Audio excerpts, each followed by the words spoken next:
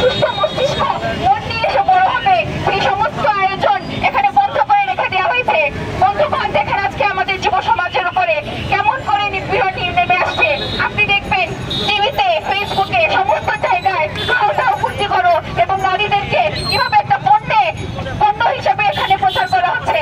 আপনি shaving ক্রিমে add করবেন, আপনি পারফিউমে অ্যাড করবেন, আপনি মোবাইলে অ্যাড দেখবেন, সমস্ত জায়গায় নারীদেরকে এমন ভাবে রিপ্রেজেন্ট করা হয়। একটা চকলেটের অ্যাডে আপনারা দেখবেন নারীদেরকে একটা পণ্য হিসেবে ব্যবহার করা হয়। তাহলে না আমরা বলতে চাই নারীরা কি ভোগ্য বস্তু, নারীদেরকে এখনো জায়গা নাই? তাহলে এই যে নারীদেরকে সমস্ত জায়গায় একটা পণ্যে দেখানোর যে একটা সংস্কৃতি, এটা কিন্তু একটা ফ্যাসিবাদী সংস্কৃতি। এই শাসক গোষ্ঠী মানুষের যে ন্যায় নীতিবোধ, সেই সমস্ত জিনিসকে মাটির সাথে মিশিয়ে দিতে চায়, যাতে করে তাদের যে অন্যায় শাসন, সেই শাসনকে কেউ প্রশ্ন করতে না জানে। এই যুবক সমাজের নীতি নৈতিকতার জায়গাটাকেই নষ্ট করে দিতে চায়। এই জায়গা থেকে আমার বক্তব্য আমি এখানে শেষ করছি।